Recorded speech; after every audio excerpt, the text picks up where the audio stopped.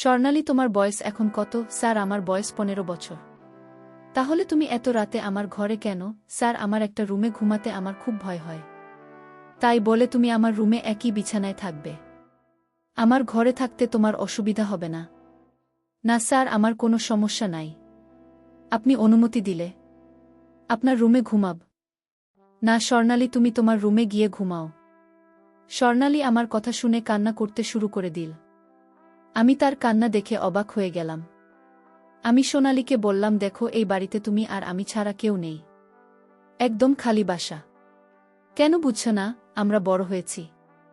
তুমি যাও, তোমার রুমে গিয়ে ঘুমাও। তখন স্বর্ণালী আরও জোরে কান্না শুরু করে দিয়েছে।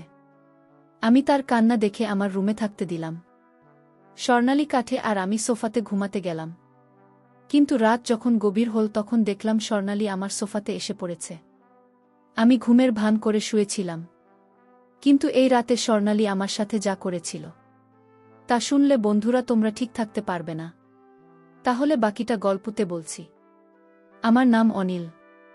আমি কলেজে পড়তাম। আমি পড়াশোনায় খুব ভাল ছিলাম। কিন্তু আমার বাড়ির অবস্থা ততটা ভাল ছিল না। আমাদের পরিবারে শুধু আমি আর আমার মাই ছিলাম। বাবা আমার ছোটবেলাতেই মারা যান। আমার মা লোকেদের কাপড় সেলাই করে অনেক কষ্টে আমাদের সংসার চালাতেন। আমি বুঝতে পারতাম যে মায়ের সাহায্যের প্রয়োজন। তাই একদিন আমি সিদ্ধান্ত নিলাম যে আমি টিউশনি পড়ানো শুরু করব। এই কথাটা যখন আমি আমার স্যারকে জানালাম তখন স্যারের খুব ভাল লেগেছিল। তিনি আমাকে অনেক সাপোর্ট করেছিলেন। তার কারণে আমি টিউশন পেয়ে যাই আর পড়াতে শুরু করি। আমি দুপুর 3টার সময় ফ্রি হয়ে যেতাম। তারপরে বিকেল 4টা বাজলেই সবার বাড়িতে গিয়ে তাদেরকে 1 ঘন্টা করে টিউশনি পড়াতাম। আমার মা খুব খুশি হয়েছিলেন, কারণ এর কারণে আমাদের সংসারের অবস্থা কিছুটা ভালো হয়েছিল। এভাবেই দিন চলতে লাগল। একদিন আমার স্যার আমাকে বলতে লাগল যে, বাবা, আমার একটাই মেয়ে। ক্লাস 10-এ পড়ে, তুমি যদি ওকে পড়াও তাহলে আমার খুব উপকার হয়। স্যারের কথা শুনে আমি খুব অবাক হয়েছিলাম।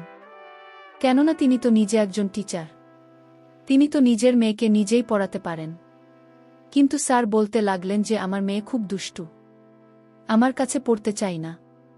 যদি তুমি আমার মেয়েকে লেখাপড়া করাও তাহলে আমি তোমাকে অনেক টাকা বেতনও দেব। তার কথা শুনে আমি খুশি হয়ে গেলাম, কেননা আমি জানতাম তিনি খুব বড়লোক। তিনি অনলাইনে নিজের একটা বিজনেস চালান, যার কারণে তিনি আমাকে অনেক ভালো টাকা দিতে পারবেন। তাই আমি টিউশন পড়াতে রাজি হয়ে গেলাম। আমি স্যারকে বলে দিলাম যে, ঠিক আছে স্যার, 21 দিনের মধ্যেই আমি আপনাদের বাড়িতে চলে আসব। কিন্তু স্যার বললেন, তুমি আজ থেকে আমার মেয়েকে পড়ানো শুরু করো। যখন আমার কলেজ ছুটি হল তখন আমি স্যারের বাড়িতে চলে গেলাম। তিনি আমাকে ড্রয়িং রুমে বসালেন আর বললেন, আমি এখনই মেয়েকে পাঠিয়ে দিচ্ছি। আমি 23 মিনিট অপেক্ষা করলাম। এরপরে তার মেয়ে যখন ড্রয়িং রুমে এল তখন তাকে দেখে আমি খুব অবাক হয়ে গেলাম, কেননা সে এত সুন্দরী যে আমি নিজের চোখে বিশ্বাস করতে পারছিলাম না। আমার সামনে যে বসে আছে সে কোনো মেয়ে না, যেন কোনো পরী। মেয়েটি আমার সামনে এসে বসে পড়ল। এর আগে আমি মেয়েদের সঙ্গে তেমন একটা কথাও বলিনি। আমি কিছুটা লাজুক টাইপের ছেলে। আমার মা আমার লালন পালন খুব ভালোভাবেই করেছিল। আর আমার কোনো বন্ধু ছিল না। এই কারণে খুব সম্মানের সহিত সেই মেয়ের সঙ্গে কথা বলতে লাগলাম। কিছু সময় ওকে পড়াতাম। তারপরে বললাম যে আজকের জন্য এতটুকু অনেক। এটা বলেই আমি বাড়িতে চলে এলাম। কিন্তু আমার মাথা এখনও ওই মেয়েটার ব্যাপারে চিন্তাভাবনা করছিল। মেয়েটার নাম স্বর্ণালী, অপরূপ সুন্দরী। ওকে দেখে মনে হচ্ছিল না যে দুষ্টু টাইপের হবে। কিছুদিন এভাবে ওকে পড়াতে লাগলাম। এরপর একদিন আমি অবাক হয়ে গেলাম, কেননা আমি কিছু না জানিয়ে স্বর্ণালীদের বাড়িতে চলে গেলাম। সেখানে গিয়ে আমি স্বর্ণালীকে এমন অবস্থায় দেখলাম যে আমি তাড়াতাড়ি করে, কিন্তু যখন আমাকে দেখলে তাড়াতাড়ি করে ভিতরে চলে গেল। কিছু সময় পরে আমার কাছে পড়তে চলে এলো। সে বলল, আমার সামনে টেস্ট পরীক্ষা আছে, আর ওকে বললাম যে এই টেস্টে তোমার খুব ভালো নম্বর পাওয়া উচিত, কেননা আমি তোমাকে খুব ভালোভাবে সবকিছু বুঝিয়ে দিয়েছি। আমার কথা শুনে বলতে লাগল, না স্যার, আমার বায়োলজি খুব কঠিন লাগে। আমি খুব একটা ভালো নম্বর পাব না, কিন্তু পাশ করে যাব। ওর কথা শুনে আমি অবাক হয়ে গেলাম, কিন্তু ওকে বললাম, চলো ঠিক আছে, কিন্তু তুমি যদি ফেল করে যাও তখন কি হবে? তখনও বলতে লাগল, তাহলে স্যার আপনি আমাকে যে কোনো শাস্তি দিতে পারেন। ওর কথা শুনে আমি হাসি দিয়ে বললাম, ঠিক আছে, যদি তুমি ফিল করো তাহলে আমি তোমাকে শাস্তি দেব। এখন আমি অপেক্ষা করতে লাগলাম কবে ও টেস্টে ফেল করে আর আমি ওকে কোনো শাস্তি দিতে পারি। কেননা জানি না, আমার স্বর্ণালীকে রাগাতে খুব ভাল লাগত। তারপর একদিন ভগবান আমার কথা শুনে নিলেন। আরও টেস্টে ফেল হয়ে গেল। আমার মন খুশিতে নাচতে লাগল। কিন্তু আমি কপট রাগ নিজের মুখের উপর ছড়িয়ে স্বর্ণালীকে বলতে লাগলাম, এটা তুমি কি করে ফেলেছ? আমি তোমাকে এত ভালোভাবে পড়িয়েছি, কিন্তু তবু তুমি টেস্টে ফেল করে গেলে। ও বলতে লাগল, স্যার আপনি আমাকে যে শাস্তি দেবেন আমি মাথা পেতে নেব। আপনি আমাকে যা কিছু পড়িয়েছিলেন আমি সব কিছু ভুলে গেছি। কি করব, আমার বায়োলজি খুব কঠিন বলে মনে হয়। ওর সরল মনে আমাকে বলল। আমি তাকে বললাম, তোমাকে আগেই বলেছিলাম, মনে আছে? ও বলতে লাগল, আপনি আমাকে এটাই বলেছিলেন যে আমি যদি টেস্ট ভালোভাবে না দিই আর ফেল করি তাহলে আপনি আমাকে শাস্তি দেবেন। আমি ওকে বললাম, ঠিক আছে, তাহলে তোমার কি শাস্তি চাই? ও বলতে লাগল, আপনি আমাকে যে শাস্তি দেবেন। আমি একজন দিকে তাকালাম। আমরা দুজন ছাড়া এখানে কেউ নেই। আমার সাথে এত সুন্দরী মেয়ে ছিল আর তার সৌন্দর্যতা দেখে আমার মন বিগড়তে লাগল। অদ্ভুত অদ্ভুত চিন্তা আমার মাথায় আসছিল, যেন আমার উপরে শয়তান ভর করেছে। আমি ওকে আস্তে করে বললাম, ঠিক, তুই এদিকে আসো, আমি তোমাকে শাস্তি দিতে চাই। স্বর্ণালী খুবই সরল মনে আমার কথা মেনে নিল। আমার পাশে এসে বসে পড়ল। আমি ওকে জিজ্ঞেস করলাম, তোমার বয়স এখন কত? ও বলতে লাগল যে আমার বয়স 15 বছর। স্বর্ণালী 15 বছরের আর আমি 21 বছরের। আমি ওকে বললাম, আমি তোমাকে যে শাস্তি দেব তুমি কি তোমার বাড়ির লোককে সেই শাস্তির কথা বলে দেবে? ও বলতে লাগল, না স্যার, আমি আমার শাস্তির কথা কেন বলবো? যদি এটা বাবাকে বলি তাহলে বাবা তো আমার উপর যাবে।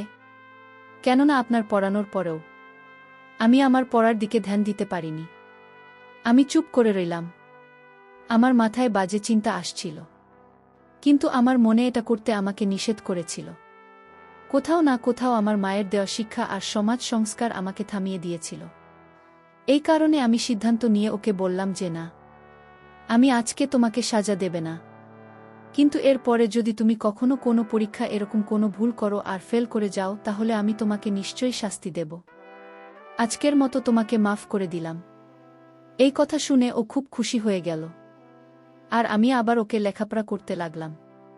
একদিন আমি কলেজ থেকে ফিরছিলাম। তখন রাস্তায় স্যারের সঙ্গে আমার দেখা হলে তিনি আমার কাছে এসে আমাকে বলতে লাগলেন, তোমার সঙ্গে আমার কিছু কথা আছে। আমি স্যারকে বললাম, স্যার আমি বিকেলে যখন আপনার বাড়িতে আসব তখন আপনারা আমাকে যা বলার আছে সেটা বলে দিবেন। এভাবে আমি বিকেলে স্যারের বাড়িতে গেলাম, কিন্তু তখন স্যার ব্যস্ত ছিলেন। কিছু সময় পরে স্যার বলতে লাগলেন, আমি তোমার সাথে স্বর্ণালীর ব্যাপারে কথা বলতে চাই। এটা শুনে আমি হতবাক হয়ে গেলাম যে হঠাৎ করে সোনালীকে নিয়ে আমার সাথে কথা বলবেন। কিন্তু স্যার বলতে লাগলেন যে অনিল, আমি চাই স্বর্ণালী কয়েকদিন তোমাদের বাড়িতে থাক। স্যার এই কথা শুনে আমি তো হতবাক হয়ে গেলাম যে তিনি এরকম কেন চান। স্যার বলতে লাগলেন, অনিল, আমি তোমাকে খুব বিশ্বাস করি, তুমি খুব ভালো ছেলে, তাই আমি চাই আমার মেয়ে তোমাদের বাড়িতে থাকুক। কেননা কিছু কাজে আমার শহরের বাইরে যেতে হবে, কিন্তু শহরে আমার কেউ নেই যার কাছে আমি নিজের মেয়েকে রেখে যেতে পারি। আর ওর পরীক্ষাও চলছে। আমি ভেবে দেখেছি যে তুমি ওকে পড়াও, সেই কারণেই ওকে তোমাদের বাড়িতে রেখে যাওয়াই ভালো হবে। তোমাদের বাড়িতে তোমার মা আছে, তিনি এর খেয়াল রাখতে পারবে। আমি স্যারের কথা শুনে অবাক হয়ে চিন্তায় ডুবে গেলাম যে আমি কি সিদ্ধান্ত নেব। যাই হোক, আমি স্যারকে বলে দিলাম যে এর কোনো ব্যাপার না, আমি আপনার মেয়েকে আমাদের বাড়িতে পড়িয়ে দেব। কিন্তু ভিতরে ভিতরে আমার মন খুব দুঃখ করছিল। আমি অনেক কষ্টে এই সিদ্ধান্ত নিয়েছিলাম। আমি ভাবছিলাম এটা কিভাবে সম্ভব হবে যে আমি স্বর্ণালীকে আমাদের বাড়িতে দেখেও কিভাবে আমার মনকে আটকে রাখব। এত সুন্দরী মেয়ে আমার বাড়িতে থাকতে চলেছে। তারপরে আমি মায়ের কথা ভাবলাম, তিনি তো বাড়িতে থাকবেন, আমি ওকে আমার মায়ের কাছে ঘুমোতে দেব। এটা ভেবেই আমি স্যারকে হ্যাঁ বলে দিলাম। এরপরে স্যার স্বর্ণালীকে তাড়াতাড়ি রেডি হতে বললেন। স্বর্ণালী নিজের সাথে একটা ছোট ব্যাগও নিয়েছিল। স্বর্ণালী খুব খুশি হয়েছিল। স্যার স্বর্ণালীকে বলতে লাগলেন, দেখ, তুই তো টিচারকে বিরক্ত করবি না। ইনি তো কে পড়াবে না রে না, আর মা তোর খেয়াল রাখবেন। আমি এদের উপর খুব ভরসা করি। কিন্তু আমি ভয় পাচ্ছি যে তুই টিচারকে বিরক্ত করবি। এই কারণেই আমি চাই তুমি তাকে বিরক্ত করবে না, আর পড়াশোনা ঠিকভাবে করিস। স্বর্ণালী বলতে লাগল, ঠিক আছে বাবা, স্যারকে অভিযোগ করার সুযোগ আমি কখনোই দেবে না, আর স্যারকে বিরক্ত করব না। এভাবেই আমি সোনালীকে আমাদের বাড়িতে নিয়ে এলাম। আমার কাছে কোনো গাড়ি তো ছিল না। আমি আমার মোটর সাইকেলের পিছনে স্বর্ণালীকে বসিয়ে ওর ব্যাগ স্বর্ণালীকে মোটরসাইকেলে করে বাড়িতে নিয়ে আসলাম। মা যখন দেখলেন তখন খুব অবাক হয়ে গেলেন। আমি মাকে সমস্ত কথা বললাম। মা আমাকে বললেন, এদিকে আয় বাবা, তোর সাথে আমার কিছু কথা আছে। আমি মায়ের রুমে গেলে মা বলতে লাগলেন, বাবা তুমি এটা কি করে ফেলেছিস? তুই জানিস তোর কাকাতো বোনের বিয়ে আছে, যেখানে আমাকে যেতেই হবে। তারা অন্য শহরে থাকে, তাই আমি 4-5 দিনের আগে সেখান থেকে আসতে পারব না। আর এদিকে তুই এখন স্বর্ণালীকে নিয়ে এসে পড়েছিস। ও একা এখানে থাকবে কিভাবে? মায়ের কথা শুনে ভাবলাম, আমি তো ভুলে গেছিলাম যে তার তো একটা বিয়েতে যেতে হবে। এখন আমি কি করব? আমার খুব অদ্ভুত লাগছিল। কিন্তু আমি মাকে বললাম, তুমি এই সমস্যার কোনো একটা সমাধান বের করো। এখন এটা তো কোনোভাবেই করতে পারছি না যে স্বর্ণালীকে আবার ফিরিয়ে রেখে আসা, কেননা স্বর্ণালীর বাবা এতক্ষণে চলে গেছেন। আর যদি এখন আমি স্যারকে নিষেধ করে দিই, তাহলে স্যারের খুব খারাপ লাগবে।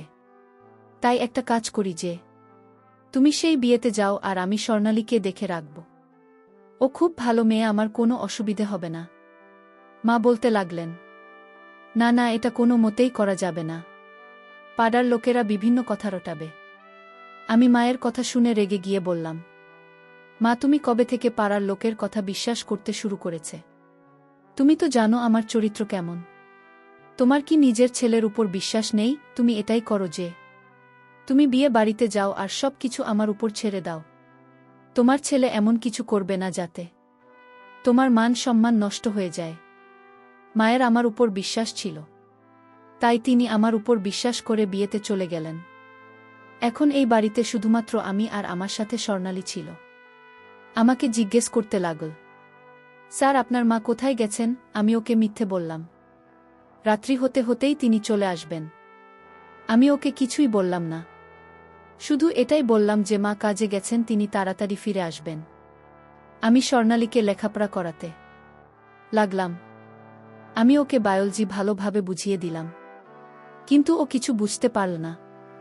ও বলতে লাগলো, স্যার কালকে তো ছুটি আছে, তাই আমাকে স্কুলে যেতে হবে, তাই না? এরপর এটুকু আপনি আমাকে কালকে পড়িয়ে দেবেন। তখন আমার মনে পড়ল, হ্যাঁ কালকে তো ছুটি আছে, তাই আমাকেও কলেজে যেতে হবে না, কেননা আমাদের কলেজও বন্ধ। রাতের খাওয়া দাওয়ার পরে আমি সোনালীকে বললাম, এখন তুমি ঘুমিয়ে পড়। কালকে ছুটি আছে, তাই সকাল সকাল আমি তোমাকে বাকি সব কিছু পুড়িয়ে দেব। স্বর্ণালী বলতে লাগল, ঠিক আছে স্যার। আমি ওকে মায়ের ঘর দেখিয়ে দিলাম, ও চলে গেল। কিন্তু হঠাৎই ও বলতে লাগল, স্যার আপনার মা তো এখনও এলেন না। তিনি কোথায় আছেন? আমি অনেক বাহানা বানিয়ে বলে দিলাম যে মা রাতে এসে পড়বেন, তিনিই কাছে তাড়াতাড়ি ফিরে আসবেন। ও আমার কথা বিশ্বাস করেনি, কিন্তু ভিতরে ভিতরে আমি অস্থির ছিলাম। আমার এখন মনে হচ্ছে যে আমার এরকম করা উচিত হয়নি। আমার ওকে মিথ্যা বলা উচিত হয়নি, কিন্তু আমি বাধ্য ছিলাম, কারণ আমি চাইতাম না যে ও জানতে পারুক যে এই বাড়িতে আমরা দুজনে আছি, আর ওর মনে আমার জন্য একটা বাজে ধারণা তৈরি হোক। ও নিজের ঘরে গিয়ে শুয়ে পড়ল। তখন আমিও আমার রুমে শুয়ে পড়লাম। আমি গভীর ঘুমেছিলাম। হঠাৎ মাঝরাতে আমার মনে হলো যে আমার রুমের দরজা যেন খুলে গেল। ঘরের মধ্যে অন্ধকার ছিল, কিন্তু আমার মনে হলো যে কেউ আমার বিছানায় শুয়ে পড়েছে। এসব ভেবে আমার খুব ভয় লাগছিল, কিন্তু হঠাৎ আমার স্বর্ণালীর কথা মনে পড়ল। আমি তাড়াতাড়ি করে আমার ঘরের হালকা লাইটটা অন করে দিলাম, কিন্তু যখনই আমার নজর স্বর্ণালীর উপর পড়ল, তখন আমি হতভম্ব হয়ে গেলাম। আমার বিছানায় স্বর্ণালী শুয়েছিল। আমি বললাম, স্বর্ণালী এটা কেমন ব্যাপার? তুমি এখানে কেন এসেছো? নিজের ঘরে যাও। ও বলতে লাগলো, স্যার খারাপ কিছু মনে করবেন না, কিন্তু আমার অন্ধকার আর একা ঘুমানোর অভ্যাস নেই। আমি কখনো একলা ঘুমাইনি। আমি বাবার ঘরে ঘুমাই। আমার যদি ভুল না হয় তাহলে আমি এটাও জানি যে এই বাড়িতে আমি আর আপনি ছাড়া আর কেউ নেই। আমি কি করব? আমার একলা ঘরে ভয় করে। আমি একা ঘুমোতে পারি না। সেই কারণেই আমি আপনার রুমে চলে এসেছি। ওর কথা শুনে মনে হচ্ছিল এ কেমন মেয়ে যে আমার ঘরে থাকতে লজ্জা করছে না। আমি ওকে বললাম, স্বর্ণালী, তুমি এতটা ছোট না যে তুমি বুঝতে পারবে না। এখন কি আমার তোমাকে এটা বোঝাতে হবে যে আমাদের দুজনের এক ঘরে থাকা সম্ভব না? ও বলতে লাগল, আমি জানি, কিন্তু আমি কখনো একলা ঘুমাইনি। আমি ঘুমানোর চেষ্টা করছিলাম, কিন্তু আমার খুব ভয় করছে। তাই আমি খুব বাধ্য হয়েই আপনার ঘরে এসেছি। আমি ভেবেছিলাম একা ঘরে ঘুমোব না, বরং চুপচাপ শুয়ে পড়ি। এটা বলেও কান্না করতে শুরু করে দিল। ওর কান্নার আওয়াজ আমাকে অস্থির করে দিল। আমি বললাম, আচ্ছা চুপ করো, আমি কোনো উপায় বের করতে চেষ্টা করছি। কিন্তু আমি কোনো উপায় দেখতে পাচ্ছিলাম না। তাই আমি সিদ্ধান্ত নিলাম আর একটা কম্বল বের করে ওর শোয়ার জায়গা আমার বিছানা থেকে কিছুটা সাইডে মেঝেতে করে দিলাম। ওকে বললাম যে তুমি এখানে ঘুমাও, আর আমি বেডে ঘুমিয়ে পড়েছি। তারপর গভীর রাতে আমি যখন ঘুমানোর চেষ্টা করছিলাম, তখন আমার কিছুতেই ঘুম আসছিল না। আমি ঘুমের ভান করে শুয়েছিলাম। মাঝরাতে হঠাৎ দেখলাম স্বর্ণালী আমার সোফায় চলে আসছে। আমি কিছুই বললাম না। সে ভাবছে আমি হয়তো ঘুমিয়ে আছি, কিন্তু আমি ঘুমাইনি। স্বর্ণালী তখন আমার সাথে এমন করেছিল যেটা আমি কোনোদিন ভাবতেই পারিনি। একটা 15 বছরের মেয়ে তার নিজের সম্মানটা নষ্ট করে দিল। আমার তখন হুঁশ ছিল না, কারণ জীবনের প্রথম আমি কারো সাথে এমন আচরণ করেছি। এরপর থেকে আমি স্বর্ণালীকে ভুলতে পারছি না। আমি স্বর্ণালীকে অনেক ভালোবেসে ফেলেছি। বিয়ের আগেই তার সাথে আমার